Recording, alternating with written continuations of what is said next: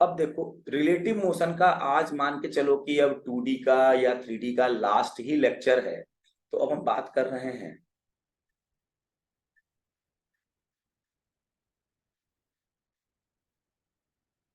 Concept of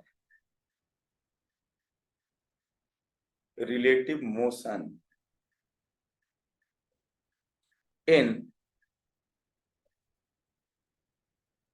case of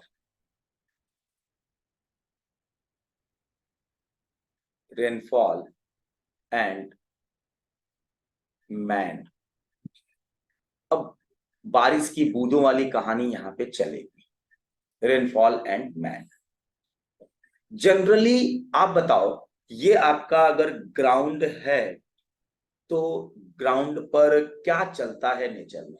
wind, हवा चलती रहती है, और पानी, आपकी जो बारिश की बूंदें हैं वो उसी हवा में रहती हैं, ऐसे हवा के माध्यम से आती हैं नीचे। तो जो जिस एनवायरमेंट में चीज होती है ना, हम लोग जनरली उसकी वैल्यू उसी के रेस्पेक्ट में देते हैं। अब अगर मान लो कि विंड प्रेजेंट नहीं है, तो उस केस में हमारा जो रेन ड्रॉप है वो भी अर्थ के रेस्पेक्ट में दिया होगा, और हमारा जो मैन है वो भी अर्थ के रेस्पेक्ट में ही होगा। तो जैसे अभी हम लोग एक केस यहां पर कर रहे हैं, जैसे ये आपका बारिश की ये बादल है, और बारिश ऐसे रेन इधर की तरफ ऐसे हो रही है, ठीक है। तो मैंने इधर की डायरेक्शन की वेलोसिटी को बोला रेन की वेलोसिटी, ये आपकी बारिश की बूंदे मैंने बादल है ये, और ये हमने बोला V1। तो बारिश की बूंदें वर्टिकली नीचे आ रही हैं, अगर हवा नहीं होगी तो बारिश की बूंदें वर्टिकली नीचे आएंगी, ठीक। कभी कभी अगर बादल मूव करते रहते हैं तो बादल आगे भी जाएगा और कुछ पानी नीचे भी आएगा, तो ये इस डायरेक्शन में मोशन इसका होगा। तो वो बात की बात है, जैसा होगा हम उस पर काम करेंगे। अभी बस केवल इसके कंसेप्ट को समझा जाए कि ये कंसेप्ट क्या है। ऐसे अब यहां पर मैन है, और मैन क्या कर रहा है भाई? मैन यहां पे है, ये एक मैन इसको देख रहा है, बारिश को। ये कहां पर है? अर्थ पे है, ठीक। और दूसरा मैन इस पर बारिश की बूंदों में चल रहा है, ऐसे बारिश में जा रहा है, और उसके हाथ में अम्ब्रेला होगा, उसके हाथ में अम्ब्रेला। अब अगर मान लो मैन इधर जा रहा है V2 की स्पीड से, अगर ये मैन इधर जा रहा है किससे? V2 की स्पीड से,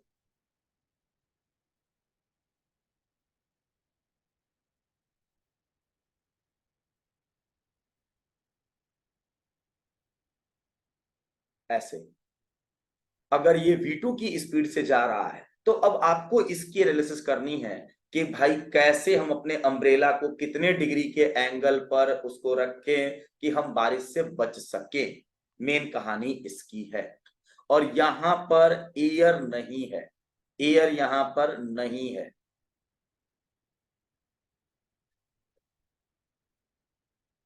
यहां एयर नहीं है। तो क्या करेंगे हम लोग? अब किस तरीके से बात करेंगे आप बताइए? Velocity of rain with respect to earth यहां पर दिया हुआ है, कितना है? -V1 J डायरेक्शन में। और वेलोसिटी ऑफ मैन B, ये B है, और ये A अर्थ पर ऑब्जर्वर है जो ऑब्जर्व कर रहा है। Velocity of man B with respect to earth, या फिर विद रिस्पेक्ट टू ए रुका है अर्थ के ऊपर, तो अर्थ भी रुकी है, तो हम ये अर्थ के रेस्पेक्ट में बोले या ए ऑब्जर्वर के रेस्पेक्ट में बोले, कोई दिक्कत नहीं है, चाहे वो अर्थ हो चाहे ए हो। ए किस में है? रेस्ट में है, तो ये तो अर्थ के साथ रेस्ट में है, इसका मतलब ये खुद अर्थ ही है वो। अब अर्थ पर तो कोई ना कोई ऑब्जर्वर होगा ना देखने के लिए, इसलिए वो ए अर्थ के रेस्पेक्ट में चीजों को देख रहा है। तो velocity of rain with respect to earth -V1J है, and velocity of B, man B with respect to earth V2I है। अगर हम बात करें velocity of rain with respect to boy B, वो क्या होगा? क्यों? क्योंकि रेन बी के रेस्पेक्ट में जैसा बिहेव करेगा अम्ब्रेला को उसी के तरफ पर उसको टिल्ट करना पड़ेगा और वैसे ही अपने आप को बचाना पड़ेगा। Velocity of rain with respect to B, तो velocity of rain with respect to earth minus velocity of B with respect to earth, ऐसा हमने कर लिया। और velocity of rain with respect to earth है माइनस v1 j और minus v2 i, ऐसा हो जाएगा। Velocity of rain with respect to B उसको इस तरह से दिखेगा। अब इसको हम लोग ड्रॉ करते हैं, इस वेक्टर को ड्रॉ करते हैं। ये क्या है? माइनस v2i इस डायरेक्शन में है, ये होगा माइनस v2i इधर की तरफ है ये, और ये आपका इस डायरेक्शन में है माइनस v1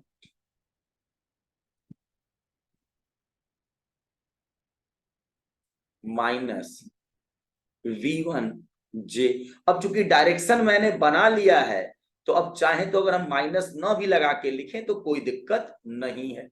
अगर हम इस माइनस को न भी लगाएं यहां पर तो कोई प्रॉब्लम नहीं है, डायरेक्शन तो निगेटिव बना ही दिया है। इस डायरेक्शन में v2i है और इस डायरेक्शन में ये, लेकिन अगर आपने चूंकि i के फॉर्म में लिखा है तो यहाँ पर माइनस लगाना अच्छा रहेगा, डायरेक्शन के साथ साथ उसको हम मैग्नीट्यूड के फॉर्म में भी बात कर रहे हैं। तो अब बेटा इन दोनों वेक्टर का ही तो एडिशन है यहाँ पर, थोड़ा ध्यान से देखो कि जो ये हमारा फॉर्मूला है वो इस वेक्टर और इस वेक्टर का एडिशन ही तो है। ये एक वेक्टर माइनस v1j और माइनस v2i का एडिशन है। जब हम एडिशन करेंगे तो रिजल्ट हमारा क्या आएगा? कैसे हम रिजल्ट देंगे? ऐसे, इसका मतलब ये इधर की तरफ होगा ये। तो अब अगर यहां पर अर्थ पर ये मैन है यहां, तो अपने अम्ब्रेला को इसी डायरेक्शन में टिल्ट कर दे तो वो काम हो जाएगा। अब अम्ब्रेला की जो टिल्टिंग होती है वो हमेशा हम बताते हैं वर्टिकल से कितना टिल्ट हुआ, वर्टिकल से कितने डायरेक्शन का एंगल, डिग्री का एंगल बनाया, ये एंगल थीटा है। अगर ये एंगल थीटा है तो आप थोड़ा देखो कि ये लाइन पर ही तो मैंने रखा, अम्ब्रेला का लाइन और इस वाटर का मतलब रेन का विद रिस्पेक्ट टू बी उसके लाइन हमने सेम मिला दिया तो हम बच सकते हैं यहाँ पे। तो अगर ये एंगल थीटा है तो ये एंगल थीटा होगा। अगर हम यहाँ पर देखें तो टेन थीटा इक्वल टू इस थीटा के लिए ये परपेंडिकुलर होगा और ये बेस होगा, tan theta equal to v2 by v1।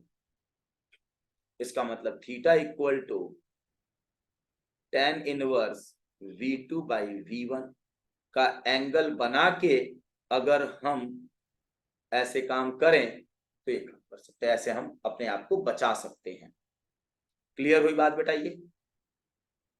ये वाली लाइन फिर से बोल दीजिए। कौन सा बताओ? जो अम्ब्रेला जो ऐसे टिल्ट किए हैं अब देखो, जो बी के रिस्पेक्ट में बारिश की बूंदें जिस डायरेक्शन में आएंगी, अगर उसी डायरेक्शन में आपने अपना अम्ब्रेला भी लगा दिया, उसी डायरेक्शन में आपने अपना अम्ब्रेला भी लगा दिया, ऐसे इस डायरेक्शन में ही आपने अपना अम्ब्रेला लगा दिया तो आप बारिश से बच जाओगे। बारिश की बूंदें तो ऐसे ही आ रही है ना, जब ऐसे आ रहे तो आप ऐसे लगा दो तो आप बच जाओगे, ऐसे बारिश आ रही है तो आपने ऐसे सामने लगा दिया तो आप बारिश से बचे रहोगे।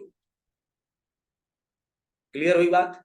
और जो अम्ब्रेला को टिल्ट किया जाता है ना, जनरली हम लोग करते क्या है, अम्ब्रेला ऐसे ओपन करते हैं और ओपन करने के बाद फिर हम लोग क्या करते हैं, उसको ऐसे टिल्ट करते हैं। तो जल्दी अम्ब्रेला का जो एंगल पूछा जाता है ना, ये वर्टिकल से ही पूछा जाता है। तो वर्टिकल से अगर हमने अम्ब्रेला को इतने डिग्री पर टिल्ट किया तो ये एंगल अगर निकालना है तो आप यहां पर आप देखो कि ये लाइन एक है, ये अम्ब्रेला वाली लाइन और ये लाइन एक साथ आप इस तरह से बना लो तो ये एंगल अगर थीटा है तो ये एंगल भी थीटा होगा, करस्पॉन्डिंग एंगल, क्योंकि ये वर्टिकल लाइन और ये वर्टिकल लाइन ये दोनों पैरेलल है और ये एक क्रॉस लाइन कट कर रही है, तो ये थीटा और ये थीटा करस्पॉन्डिंग एंगल इक्वल होते हैं। दो पैरेलल लाइन को अगर क्रॉस लाइन कट करती है तो जितना थीटा एंगल आपका ये है वही थीटा ये है। अब इस थीटा की बात करनी है तो भाई जाहिर सी बात है कि इस थीटा के लिए हमारे पास इधर की तरफ क्या है, इसको हम बोल रहे हैं v2 है माइनस v2i, और इस डायरेक्शन में क्या है माइनस v1j। ठीक है, तो ये थीटा अगर निकालना है tan थीटा देखेंगे तो ये वाला लाइन चाहे आप यहां बनाओ चाहे यहां बनाओ बात एक ही है। तो ये आपका v2 हो गया और ये वाली डेंस v1 हो गई। तो मालूम है कि हमने v2 बाई v1 के एंगल से tan theta equal to v2 by v1 या theta equal to tan inverse v2 by v1 के एंगल से हमें क्या करना पड़ेगा, वर्टिकल से टिल्ट करना पड़ेगा। अब अगर मान लो अक्सर ये कह दिया जाता है कि जो मैन बी है ये डायरेक्शन आपकी ईस्ट है, इस डायरेक्शन में जा रहा है, और ये डायरेक्शन तो आपकी ईस्ट ही होती है ना, और बोलो तो आपने वर्टिकल से थीटा डिग्री का एंगल किस डायरेक्शन में बना दिया, ईस्ट से। आप देखो आपने अपने, अब इमेजिन करो कि आप अपने अम्ब्रेला को पहले वर्टिकली ओपन करते हो और उसे किसी डायरेक्शन में टिल्ट करते हो, तो कितने एंगल पर टिल्ट किया गया, वो थीटा निकल गया, और किस डायरेक्शन में वो आपका, अगर ये ईस्ट है आप ईस्ट में जा रहे हो तो ईस्ट की तरफ, अगर वेस्ट में जा रहे होगे तो वेस्ट की तरफ बात करेंगे। जो डायरेक्शन ये होगी उतने की हम बात करेंगे। समझ में आ गई बात बेटा ये? यस। ठीक है, तो एक तो आपका रेनफॉल वाली और मैन वाली प्रॉब्लम ये होती है। दूसरा आपकी प्रॉब्लम होती है कि मैन रास्ते में रुका, इसे अक्सर होता है कि मैन एक बस स्टॉप पे रुका हुआ है और हवा भी चल रही है और उसके बाद बारिश भी हो रही है, तो आपको अपने अम्ब्रेला को कैसे टिल्ट करना है। तो अब मैन की जगह पर हवा चल रही है और हवा में आपका अम्ब्रेला, उसको आप एंगल देना है, तो उस केस में बात करनी है। तो जब यहां पर विंड नहीं है, ये जब विंड एब्सेंट होती है, नहीं होती है, तो उस केस में रेन की वेलोसिटी किसके रेस्पेक्ट में दी जाती है, अर्थ के रेस्पेक्ट में। लेकिन अगर जब रेन आपका विंड है तो रेन की स्पीड हमेशा विंड के रेस्पेक्ट में दी जाएगी, और विंड की स्पीड हमें किसके रेस्पेक्ट में दी जाएगी, अर्थ के रेस्पेक्ट में। क्लियर हुई बात बेटा ये? तो एक तो आपका केस ये हो गया जब विंड यहां पर नहीं है, केस वन। अगर मान लो कि विंड है तब क्या होगा, तो आगे बढ़े बेटा हम। यस।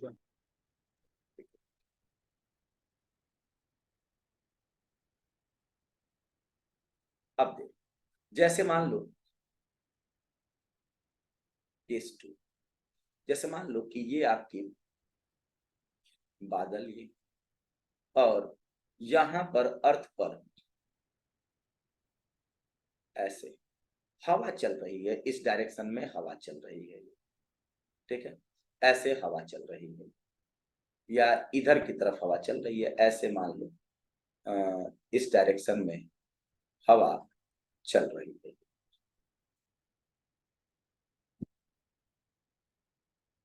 ऐसे। ठीक है, तो ये आपका है, और इस डायरेक्शन को हमने बोल दिया v2, और बारिश यहाँ पर इस तरह से आ रही है और विंड के रेस्पेक्ट में होगा, तो हम यहाँ अरे पर मान लो कि अर्थ के रेस्पेक्ट में है ना विंड की। ये, हाँ विंड अर्थ के रेस्पेक्ट में होगा, क्योंकि विंड कहाँ पर है, अर्थ के ऊपर, और जो बारिश की बूंदे हैं वो कहाँ है, हवा में है।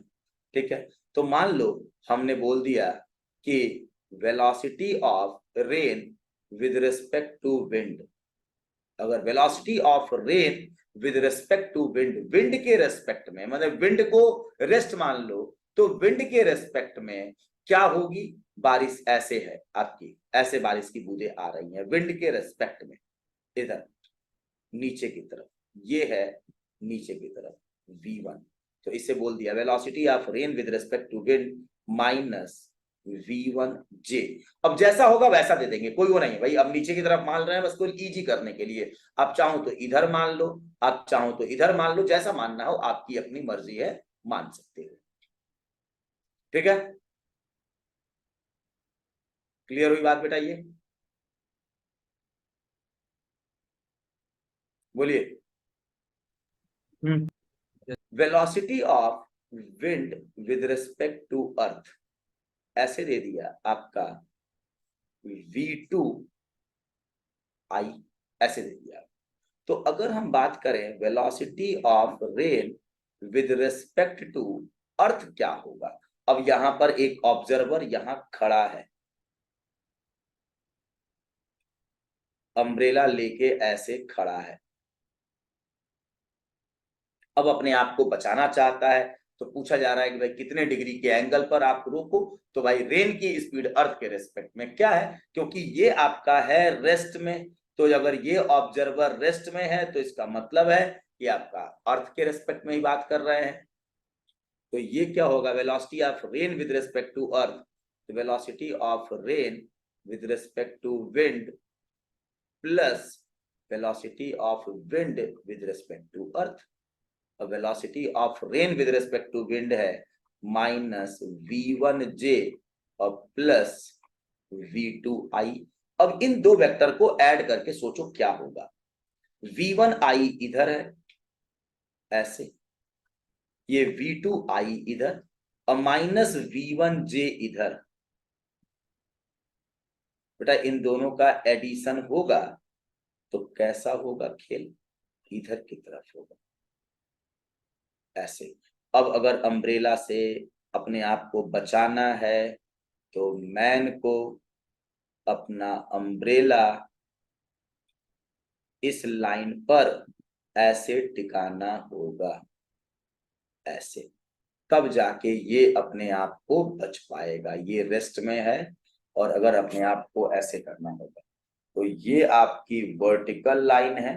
तो वर्टिकल लाइन से अगर ये थीटा डिग्री के एंगल पर है तो आप बताओ, अगर ये एंगल आपका थीटा है तो ये एंगल थीटा होगा। और यहां पर बात करें तो tan theta equal to perpendicular, इसका परपेंडिकुलर क्या है v2 और बेस क्या है v1।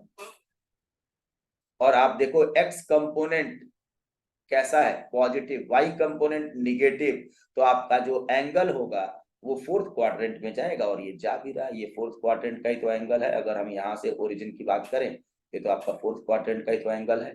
तो वर्टिकल से थीटा डिग्री का एंगल बनाना है और कितना वो थीटा डिग्री होना चाहिए v2 by v1, tan theta equal to v2 by v1 या theta equal to tan inverse v2 by v1 का एंगल बना के पार्टिकल को ऐसे अपने आप को होल्ड करना पड़ेगा थीटा डिग्री के एंगल पर। तो पार्टिकल माइनस वहां नहीं से लिखेंगे? किसमें, अरे ये जो माइनस v1 है। तो लिखने से क्या फायदा, वो तो एंगल है, tan थीटा की वैल्यू माइनस में ही तो आएगी ना। तो वो तो फोर्थ क्वाड्रेंट में पता चल ही जा रहा है ना कि वो फोर्थ क्वाड्रेंट का है वो। तो हमको जब मालूम है कि ये वैल्यू निगेटिव है और हमको ये एंगल दिख रहा है कि ये इधर का ही एंगल है, तो वो काम कर लेंगे हम ऐसे, थीटा निकाल दें और इस थीटा की वैल्यू बता देंगे कि ये कितना है ये। वो तो मालूम ही है कि हमें वर्टिकल से इधर जाना है, ऐसे झुकाना होगा अपने आप को, ठीक है। यस। अब आप इस बात को थोड़ा सा देखो कि चीजें हो क्या रही। भाई बादल जो है, अगर हवा चल रहा है तो बादल भी हवा के साथ क्या होता है, मूव करता है। मूव करेगा। इसका मतलब जो हवा की वेलोसिटी है वो बादल को मिलने वाली है, जो हवा की वेलोसिटी है वो बादल को मिलने वाली है ऐसे। तो ये v2 इसे मिलने वाला है और ये v2 और v1 ऐड होंगे तो बारिश ऐसे जाएगी अर्थ के ऊपर। और जब बारिश ऐसे जाएगी तो आपको अगर बचना है तो आपको अपना अम्ब्रेला इसी लाइन पर लगाना होगा, तभी आप बच पाओगे, अदरवाइज नहीं बच पाओगे। बस ये सोचना है। अगर बारिश हवा नहीं होगी तो फिर पानी की बूंद एकदम वर्टिकल नीचे की तरफ गिरेंगी, अगर पानी बारिश हवा होगी तो हवा के साथ बादल भी मूव करेगा ना। क्लियर हुई बात, बताइए। तो इस तरीके की प्रॉब्लम आपकी रेन और विंड वाली प्रॉब्लम बनती है।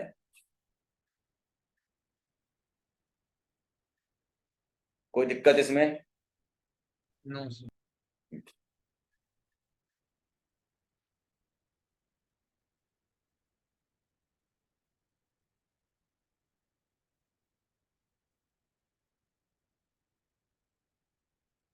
अब मान लो कि जैसे इसके पहले वाला जो क्वेश्चन था, अगर इस वाले क्वेश्चन में हम अगर ये बात करें कि इसकी वेलोसिटी तो v2 है, अगर इसके पास इस डायरेक्शन में कुछ एक्सिलरेशन भी है, तो समय के साथ इसकी वेलोसिटी क्या होगी? इंक्रीज करेगी। समय के साथ इसकी वेलोसिटी क्या होगी? इंक्रीज करेगी ना। अब जब समय के साथ इसकी वेलोसिटी इंक्रीज करेगी, तो कौन सी चीज यहां पर इंक्रीज करेगा? ये इंक्रीज करेगा ना, ये वाली वैल्यू इंक्रीज करेगी। और जब ये इंक्रीज करेगा तो ये आपका एंगल, ये वाला एंगल जो वर्टिकल से इसका इंक्लाइनेशन है वो भी इंक्रीज करेगा, या हॉरिजॉन्टल से जो इंक्लाइनेशन है वो डिक्रीज करेगा। जितना तेज चलोगे आप अपने अम्ब्रेला को और उतना झुकाते जाते हो ना। सर ये तो फॉर्मूले में क्लियर तो दिख रहा है। हाँ हाँ, वही मैं कह रहा हूं कि अगर आपके पास कुछ एक्सिलरेशन भी आ जाए साथ में वेलोसिटी की डायरेक्शन में ही, तो आप क्या करोगे? अपने अम्ब्रेला को और टिल्ट करोगे और झुकाओगे, अपना एंगल और बढ़ाओगे। कोई दिक्कत इसमें? ठीक। अब एक क्वेश्चन लिखो, अच्छा सा मजेदार सवाल है ये, लिखिए।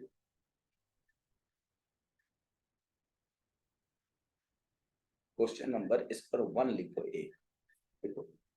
A man is running on a horizontal road. A man is running on a horizontal road at a speed of. A man is running on a horizontal road at a speed of 8 kilometer per hour.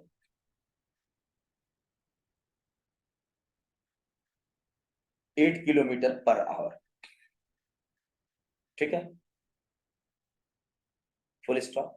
The man observes the man observes the rain to be falling. The man observes the rain to be falling vertically downward. Rain to be falling vertically downward. Rain vertically downward direction में fall कर रहा है, ठीक, full stop. When he increases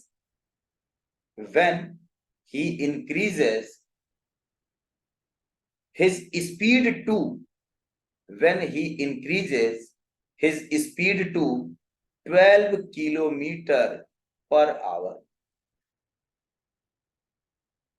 comma, he observes the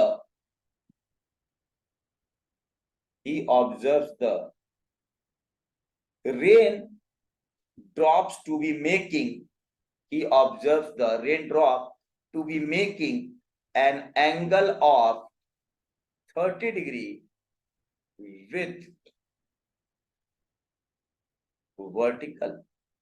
जब वो अपनी speed को 8 से 12 किलोमीटर पर घंटे कर दिया, तो वो देख रहा है कि रेन जो है वो 30 डिग्री के एंगल पर, वर्टिकली 30 डिग्री के एंगल पर नीचे आ रही है, वर्टिकल से 30 डिग्री का एंगल बनाते हुए आ रही है with vertical. Find out the, question ये है कि find out the actual speed and direction of the rainfall. Find out the actual speed and direction of rainfall. Actual speed and direction of rainfall. अब जब wind नहीं है तो rain की direction, rain की जो आपकी चीजें होंगी वो किसके रेस्पेक्ट में? सब कुछ अर्थ के रेस्पेक्ट में। कोई दिक्कत बेटा इसमें? क्वेश्चन समझ में आ गया?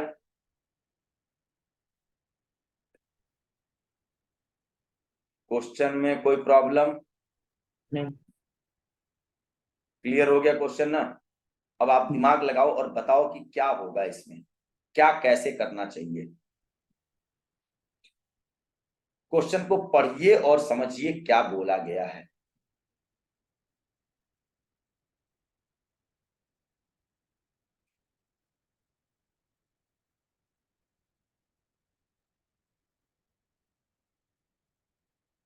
सर अगर tan थीटा का फॉर्मूला यूज करेंगे तो उससे तो v1 आ रहा है 12√3 kilometre per our. 12√3 kilometre per our, v1। हाँ, tan theta is equal to v2 upon v1 ना। नहीं नहीं, देखो इसमें क्वेश्चन को पहले समझो क्या बोला जा रहा है, पहले क्वेश्चन का फ्रेम ऑफ रेफरेंस समझो क्या बोला जा रहा है। A man is running on a horizontal road, man खुद रन कर रहा है on horizontal road with a speed of 8 kilometre per our. जब वो मैन 8 किलोमीटर पर घंटे की रफ्तार से रन कर रहा है, तब आप देख रहे हो, तब मैन ऑब्जर्व कर रहा है कि जो रेन है वो वर्टिकली डाउनवर्ड आ रही है, मतलब मैन के रेस्पेक्ट में रेन की बात की जा रही है। आपसे अर्थ के रेस्पेक्ट में रेन की बात पूछी जा रही है। तो जब आप यहां पर ऐसे समझना है, आप यहां पर 8 किलोमीटर पर आवर से ऐसे जा रहे हो मैन, ये जो आपका मैन है, तब आप देख रहे हो कि बारिश की बूंदें वर्टिकली नीचे की तरफ आ रही हैं। किसके रेस्पेक्ट में? मैन के रेस्पेक्ट में। अर्थ के रेस्पेक्ट में कुछ होगा? समझ में आई बात? तो मान लेते हैं कि अर्थ के रेस्पेक्ट में जो हमारे पास जो रेन की स्पीड है वो है आपका velocity of rain with respect to earth, ये है आपका ए आई माइनस बी जे। हमने एज्यूम कर लिया कि ऐसा है, ठीक है। और velocity of man with respect to earth है 8 आई। तो अगर मैं बात करूं velocity of rain with respect to man, तो क्या होगा? Velocity of rain with respect to earth minus velocity of man with respect to earth, ऐसा हम बोल सकते हैं। फॉर्मूला ऐसा है। और आप थोड़ा सा देखो इसको, क्या हो जाएगा? a माइनस 8 आई और minus b j, velocity of rain with respect to man, यही है। और ये वैल्यू आपको बताई जा रही है किस डायरेक्शन में है? केवल और केवल वर्टिकल डाउनवर्ड डायरेक्शन में है। Velocity of rain with respect to man बताया गया है। मैन रेन को क्या देख रहा है? जब 8 किलोमीटर पर घंटे की रफ्तार से दौड़ रहा है मैन, तब देख रहा है कि रेन नीचे की तरफ है, वर्टिकल डाउनवर्ड डायरेक्शन में। इसका मतलब ये है कि ये वाली value velocity of rain with respect to man vertical downward है ना। Velocity of rain with respect to man, question में बोला गया है कि ये क्या है? वर्टिकल डाउनवर्ड डायरेक्शन में। इसका मतलब हॉरिजॉन्टल डायरेक्शन में अगर कोई भी वेलोसिटी कंपोनेंट मिल रहा है तो वो 0 होना चाहिए। ये ऐसा है, क्वेश्चन में गिवन है। इसका मतलब a minus 8 should be equal to 0। तो a equal to 8 kilometre per hour. जो रेन है वो इधर 8 किलोमीटर पर आवर से चल रही है। तो इसका मतलब रेन का हॉरिजॉन्टल वेलोसिटी पता चल गया हमें, बस वर्टिकल की बात करनी है। अब वर्टिकल निकालना है। अब दूसरे केस में बोला जा रहा है कि जब अर्थ पर मैन अपनी स्पीड को 8 से 12 किलोमीटर पर घंटा कर लिया, तो जो आपका जो रेन है वो वर्टिकल से 30 डिग्री, वर्टिकल से बोला गया है ना, making angle 30 degree with vertical, vertical से 30 डिग्री का एंगल बना के यहां से 30 डिग्री का एंगल बना के चल रहा है। भाई जब ये रेन इधर अब आने लगा तो जाहिर सी बात होगा कि अब आपका, अगर हम मैन के रेस्पेक्ट में बात करें, तो मैन को पहले इधर तो मालूम हो गया ना कि रेन चल रहा है अर्थ के रेस्पेक्ट में 8 किलोमीटर पर आवर से। और जब हम रेन के मतलब मैन के रेस्पेक्ट में देख रहे हैं, तो भाई जाहिर सी बात है कि मैन की सारी चीज को रेन को दे दो, लेकिन डायरेक्शन पलट के तो ये इधर दे दिया हमने 12 किलोमीटर पर आवर। अब बेटा 8 वापस चला जाएगा, कैंसिल हो जाएगा, तो ये बचेगा कितना? 4 किलोमीटर पर आवर। तो जब मैन देख रहा है 12 किलोमीटर पर घंटे से चलते हुए, तो हम बात करें यहां पर, तो ये तो आपका बी था, इसके बारे में हमने कुछ बोला भी नहीं, ये बी जे है माइनस में, और ये ए आई था आपका, मैंने यही माना था क्योंकि वर्टिकल डाउनवर्ड तो आ ही रहा है रे, तो ये तो आपका माइनस बीजे तो वहां पे है ही। और इधर क्या बचा है, 4 किलोमीटर पर आवर, और इसको जब ऐड किया जा रहा है तो ये एंगल 30 डिग्री है, तो इसका मतलब tan 30 equal to perpendicular 4 by base b, और tan 30 की वैल्यू होती है 1/√3, तो b equal to 4√3 kilometre per hour. B आपका आ गया 4√3 किलोमीटर पर आवर, और ए आप निकाल के पहले से बैठे हो, ए और बी मालूम हो गया, तो आपके पास क्या आ जाएगा 8i minus 4√3 J kilometre per our. ठीक है, और इसका आपको अगर एंगल की बात करनी है तो एंगल भी निकाल लेंगे। रेन की एक्चुअल जो वेलोसिटी है वो इधर है, और ये 8 है, और ये बी की वैल्यू 4√3 है, तो हमारा ये एक तरीके से आंसर आ गया वेक्टर फॉर्म में। अब वेलोसिटी ऑफ रेन अगर हम बात करें, magnitude velocity of rain with respect to earth का मैग्नीट्यूड, तो हम लोग ऐसे लिख लेंगे 8 का स्क्वायर प्लस 4√3 का स्क्वायर, और ये हो जाएगा 64 प्लस क्या हो जाएगा 16, 48 आ जाएगा, और ये वैल्यू आपकी कितनी आ जाएगी बोलो, 112 √112 ये आ जाएगा, और 112 को हम लोग क्या बोल देंगे, क्या हो जाएगा आपका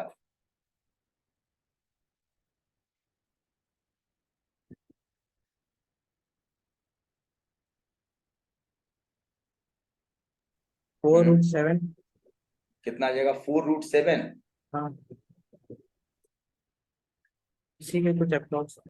हाँ, तो ये आपका यहाँ पे मैं लिख देता हूँ √112, और 112 क्या आ जाएगा, इसको अगर ब्रेक करके देखो कितना आ रहा है,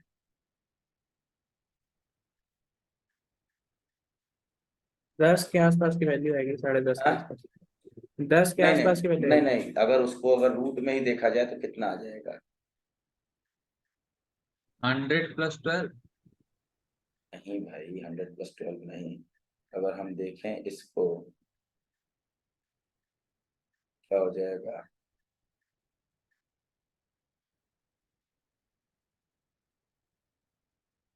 16 × 7 क्या होता है भाई, 4√7 तक होगा। हाँ 4√7 kilometre per our.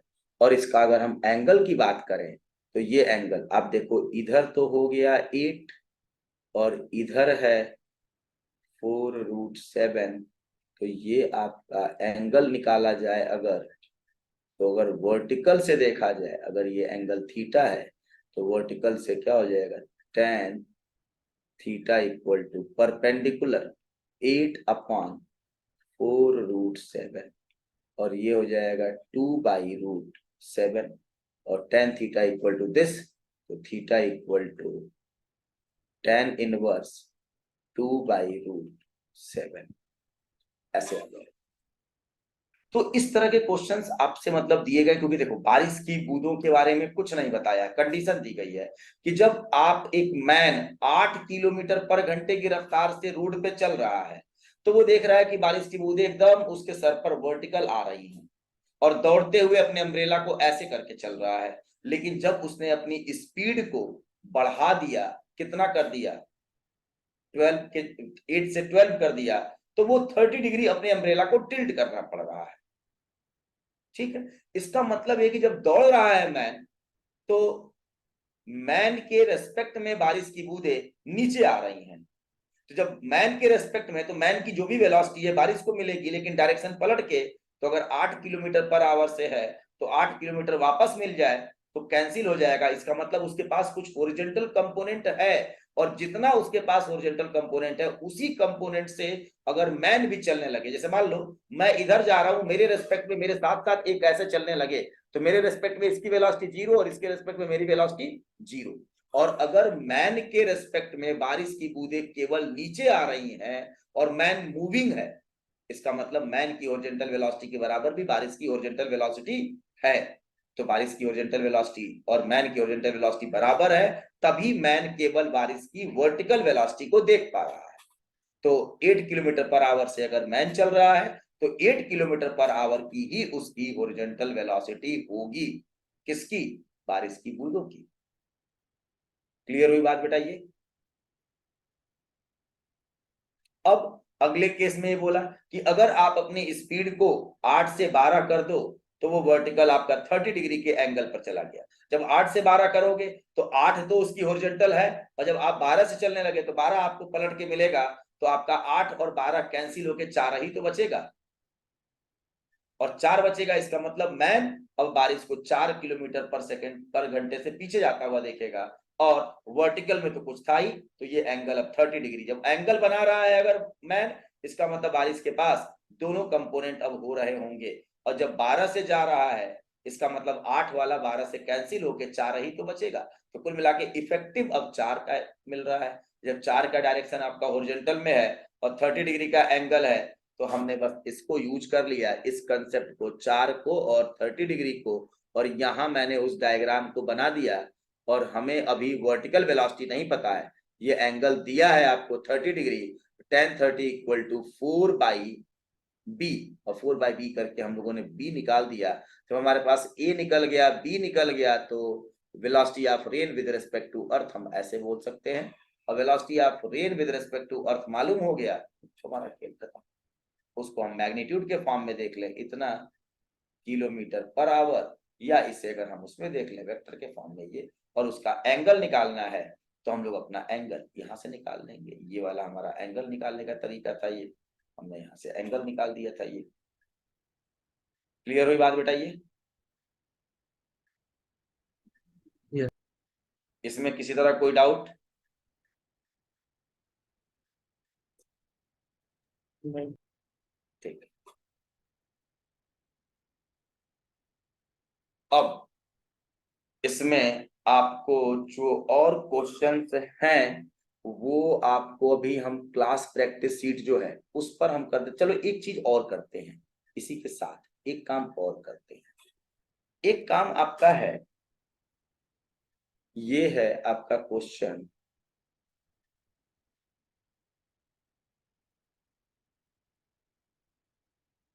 Aeroplane and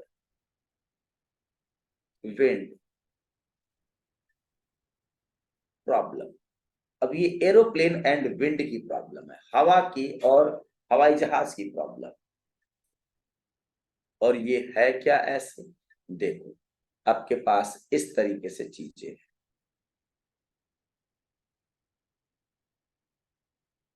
और ये आपको ऐसे इस तरह से मैं आपको बना दूं। जैसे मान लो कि ये आपका नॉर्थ डायरेक्शन है, ये साउथ, ये नॉर्थ साउथ की जगह एक्स और वाई के फॉर्म में बात करो, ज्यादा अच्छा रहेगा।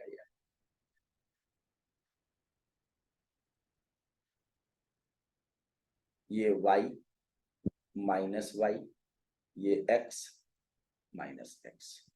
एक एरोप्लेन को पॉइंट ए से पॉइंट बी पर जाना है, पॉइंट ए से पॉइंट बी पर जाना है, और ए बी की लेंथ आपको दी गई है 500 मीटर, 500 किलोमीटर, मीटर नहीं 500 किलोमीटर कर दो, ज्यादा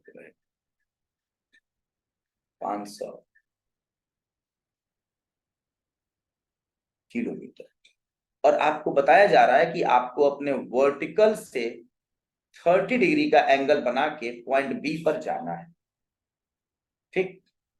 और आपको ये भी बताया जा रहा है कि जो विंड है, हवा है, ये वर्टिकल डायरेक्शन में ऐसे फ्लो हो रही है। किस डायरेक्शन में? वर्टिकल डायरेक्शन में, ठीक है। Velocity of wind, velocity of wind with respect to earth, ये आपको गिवन है, और ये गिवन है आपका कितना? 20 मीटर पर सेकेंड। 20 मीटर पर सेकेंड आपको गिवन है। एरोप्लेन की वेलोसिटी अर्थ के रेस्पेक्ट में निकालेंगे कि नहीं, बता रहे हैं।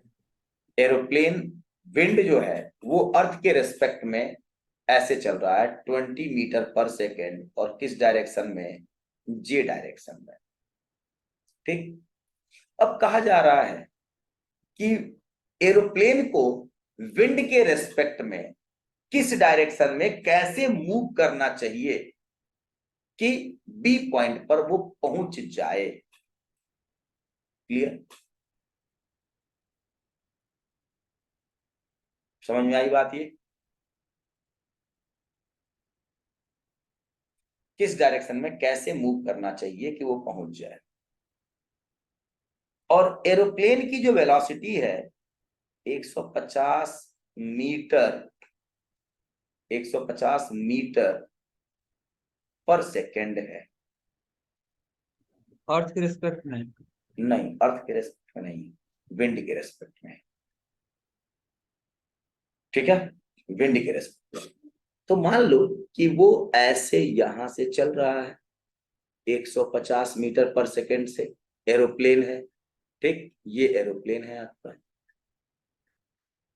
ऐसे चल रहा है और इस एंगल पर चले मान लो थीटा पे, और इसे विंड जो है क्या करे, धक्का देके वर्टिकल डाउन, वो अपवर्ड डायरेक्शन में धक्का देके यहां पहुंचा दे ऐसे, तो यहां पहुंच जाएगा ना।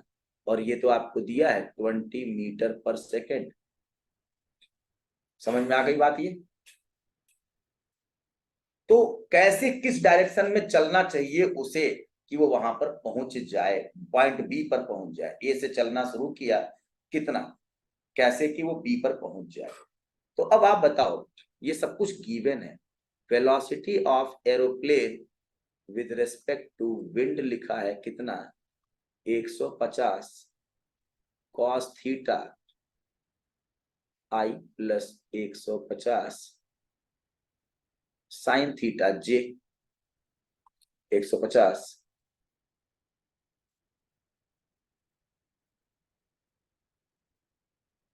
Sign theta J,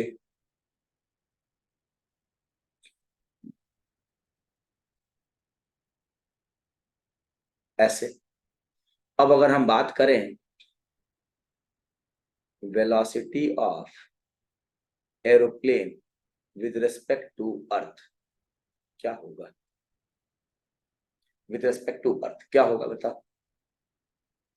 velocity of aeroplane with respect to wind plus velocity of wind with respect to earth. Velocity of aeroplane with respect to wind 150 cos theta i plus 150 sine theta और plus 20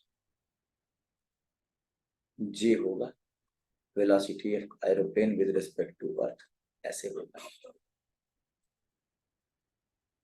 समझ में आई बात ये? और इस speed से अगर पार्टिकल या एरोप्लेन चलेगा तो 500 किलोमीटर की दूरी तय करने में कितना समय लगेगा, ये समय हम निकाल सकते हैं। सर, ये विंड के रेस्पेक्ट में जो एरोप्लेन की स्पीड दी है, इसको आपने वो कंपोनेंट में वही तोड़ दिया है ना? हाँ, जो एरोप्लेन की स्पीड विंड के रेस्पेक्ट में, जो उसको कंपोनेंट में आपने ब्रेक कर दिया हाँ हाँ, कंपोनेंट ब्रेक कर दिया। 150 मीटर पर सेकंड जो है थीटा डिग्री के एंगल पर है ये। और आप बताओ, यहां से इसकी पोजीशन दी गई है कि 30 डिग्री है, तो भाई ये वाला एंगल कितना होगा, 60 डिग्री ना। तो ये जो रास्ता है, ए बी रास्ता जो है, वो एरोप्लेन का रास्ता है किसके रेस्पेक्ट में, अर्थ के रेस्पेक्ट में। तो अर्थ के रेस्पेक्ट में है, तो अर्थ के रेस्पेक्ट में ये वाला एंगल अगर 60 डिग्री है, तो ये वाला एंगल अगर 60 डिग्री है, तो हम बात कर सकते हैं क्या, tan 60 equal to 150 sine theta plus 20 upon 150 cos theta. बात कर सकते हैं क्या? यस। अब बताओ इसमें आपका अननोन क्या है? केवल एक ही तो है, थीटा अननोन है।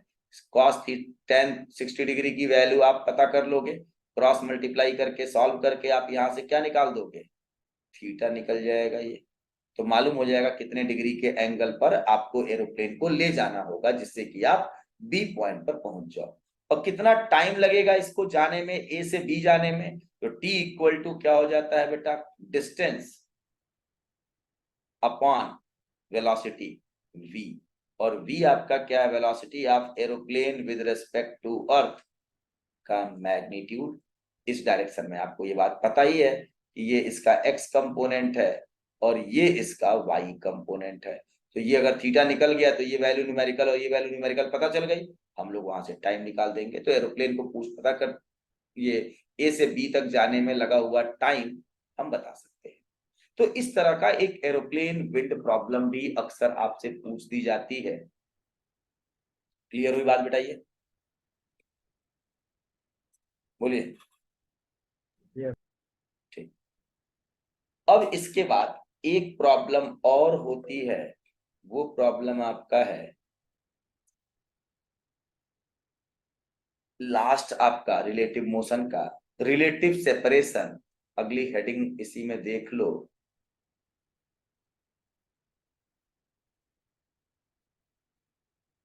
Relative separation between two moving bodies. दो मूविंग बॉडीज के बीच का रिलेटिव सेपरेशन की बात कर रहे हैं। ठीक है, समझ में आई बात बेटा? ये और ये ऐसे समझना है, ये आपका ऑब्जेक्ट ए है, ये ऑब्जेक्ट बी है, और ये हम लोग बात कर रहे हैं ये आपका वाई और ये मान लो एक्स। ए की पोजीशन अर्थ के रिस्पेक्ट में R1 है और बी की पोजीशन अर्थ के रिस्पेक्ट में R2 है। ठीक,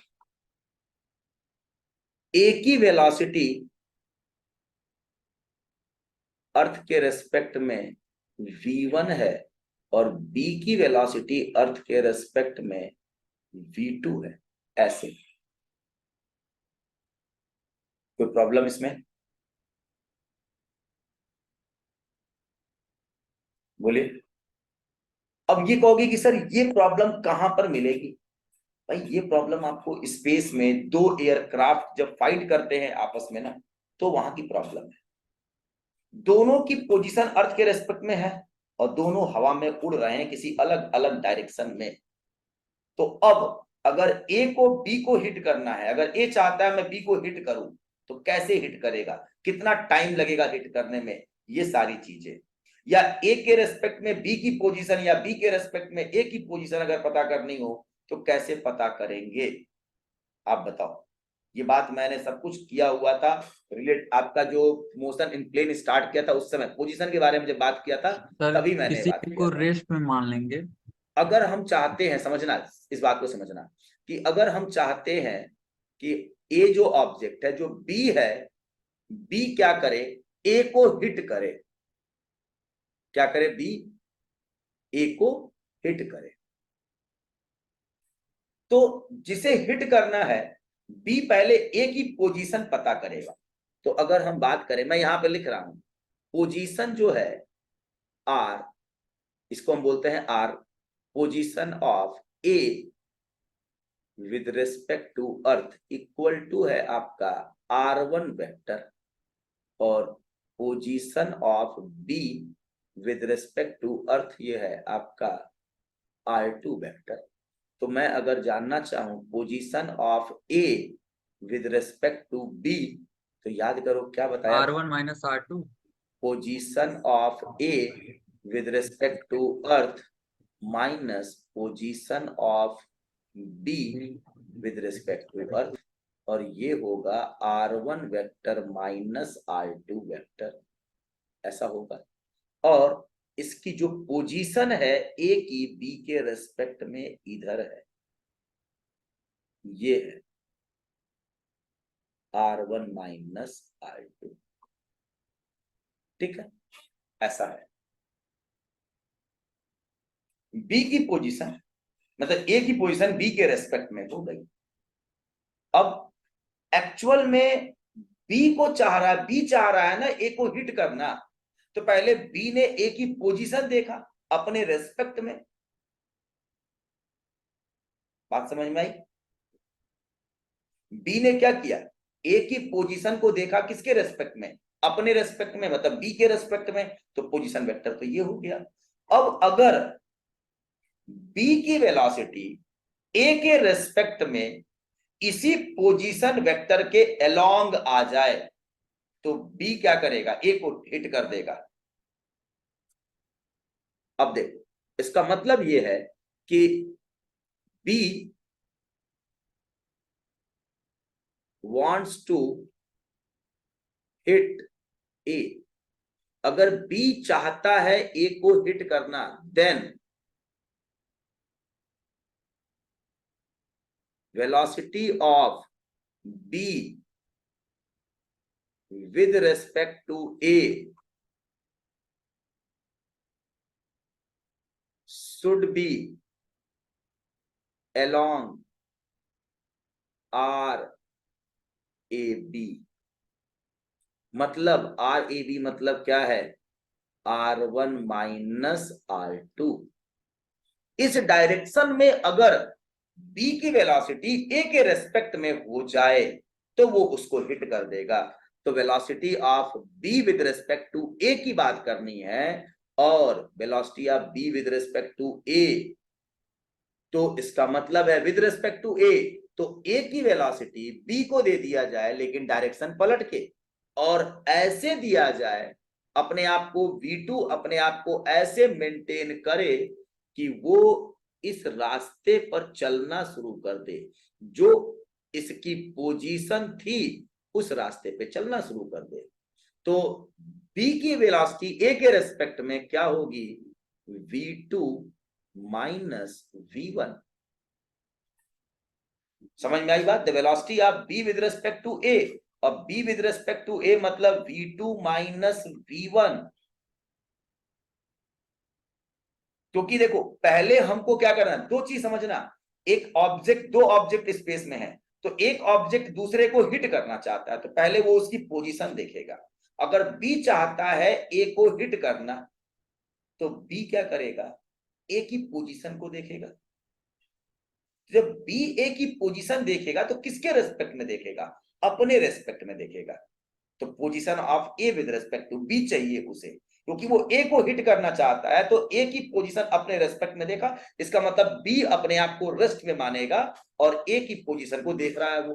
तो position of A with respect to B तब किया गया, अब वो ये आया।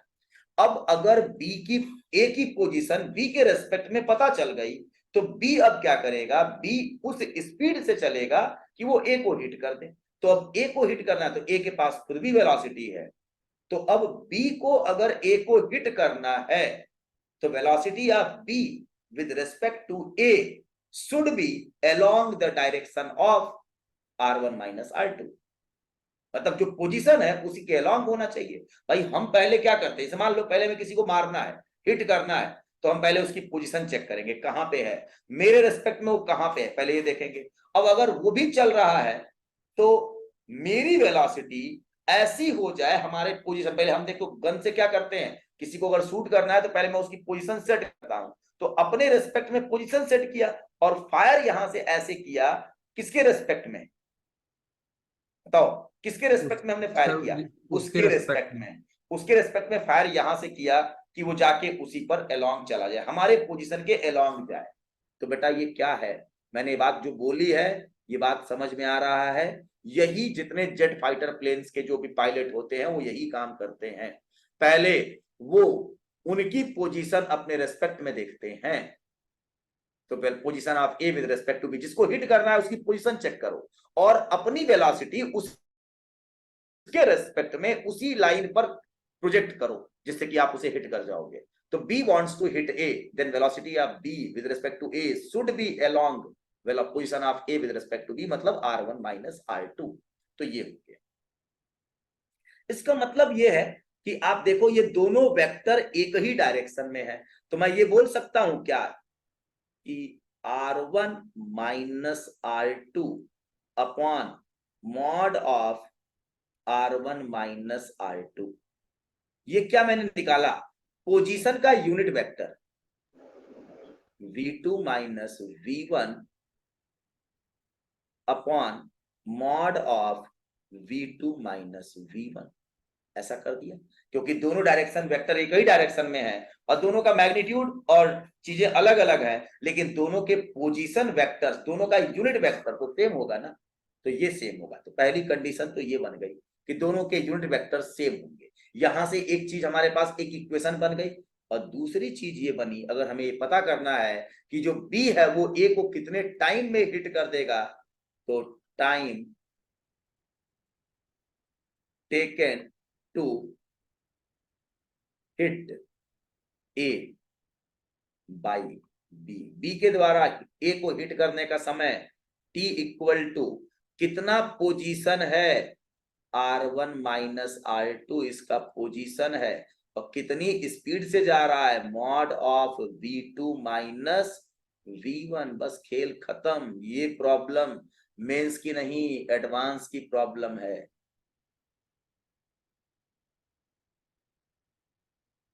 ये प्रॉब्लम एडवांस की प्रॉब्लम है। तो आपको टाइम पता करना है, तो आप इस तरह से पोजीशन वेक्टर आप निकालिए और वेलोसिटी वेक्टर से उसके मैग्नीट्यूड से डिवाइड कर दीजिए, आप उतने टाइम में उसको हिट कर दो। क्लियर हुई बात?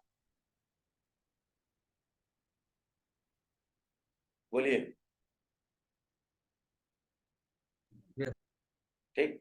अब ये चीज तो आपको मैंने दो की बात की, अगर तीन की बात करनी होगी तब भी यही दो कंडीशंस है बेटा, ये ध्यान रखना, ये दो कंडीशंस ही मेन है, इसी से अपना काम होगा। अगर आपके पास इस तरह से, मैं आगे बढ़ूं इस पे,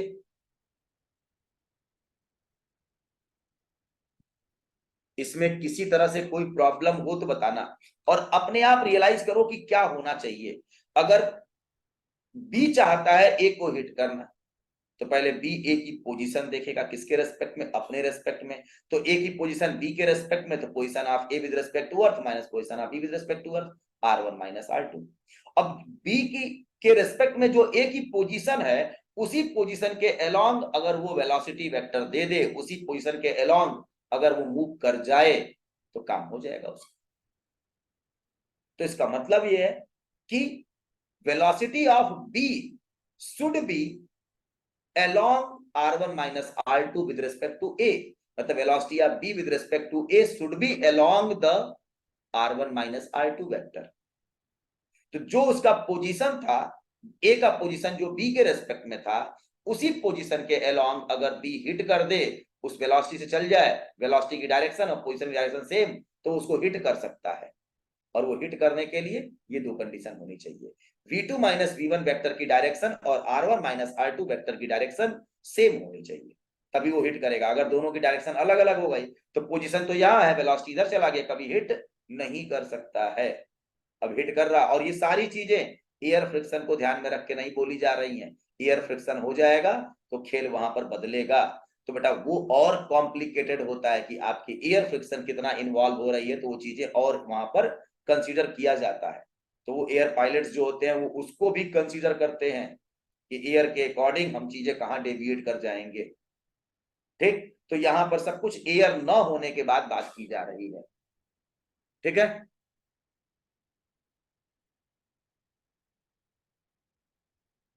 बोलिए, इसमें कोई प्रॉब्लम? No. ठीक, अब आगे देखो, इसमें बस एक लास्ट चीज और, इसमें लास्ट क्या है, बस केवल यही है, थोड़ा सा मैं इसको एक्सटेंड कर रहा हूं। एक्सटेंड ये कर रहा हूं कि ये आपका x, ये आपका y,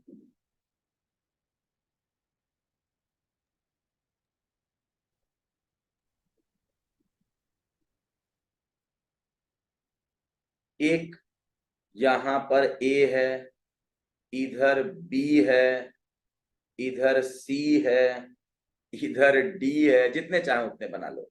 ऐसे इधर मान लो D है आपका, ऐसे सबकी पोजीशन वेक्टर, ये R1, ये आपका R2, ये आपका R3 पोजीशन वेक्टर्स, और ये आपका मान लो R4 पोजीशन वेक्टर। सबकी अपनी अपनी वेलोसिटीज भी हैं। सबकी मैं वेलोसिटी, इसकी वेलोसिटी मान ले v1, इसकी वेलोसिटी मान ले v2, इसकी वेलोसिटी मान ले v3, और इसकी वेलोसिटी मान लो v4। और मान लो यहां पर एक और ऑब्जेक्ट है हवा में, कोई दुश्मन देश का कोई फाइटर प्लेन आ गया, तो 4 उड़ गए हवाई जहाज उसको हिट करने के लिए, तो सब के सब इसी को टारगेट करेंगे।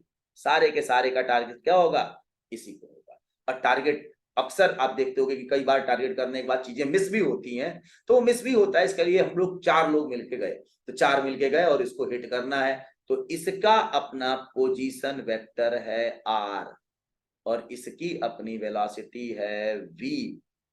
तो अब बेटा a को इस b को हिट करना है, तो क्या होना चाहिए, ए के लिए कंडीशन क्या होना चाहिए, ए हिट करना चाह रहा है ना, तो पहले ए उसकी पोजीशन, मान लो कि ये ऑब्जेक्ट ओ है, तो ये क्या करेगा, पहले उसकी पोजीशन देखेगा। तो ए क्या होना चाहिए बताओ,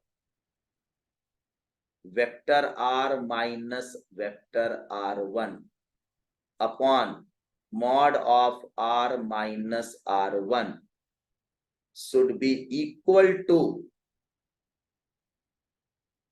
v1 माइनस v